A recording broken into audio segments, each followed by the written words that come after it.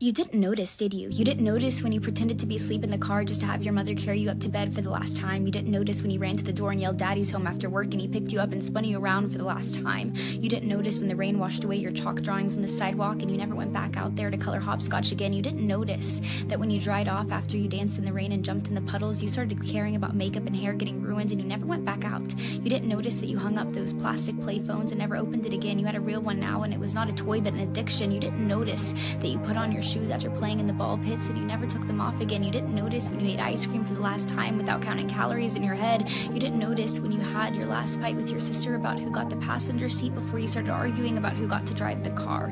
You didn't notice when you stopped believing in Santa Claus as the magic of Christmas was replaced with material wish lists. You didn't notice when you stopped believing in a monster that lived under your bed as it started to come out in the reflection of your mirror. You didn't notice when you went to field day for the last time, when you got your last participation trophy, when you kicked your brother's seat during a road trip for the last time, when you had your last play date with your Barbies, when you had your last Disney movie night with your family. You didn't notice that grandparents don't last forever. You didn't notice that your childhood cat wasn't eternal.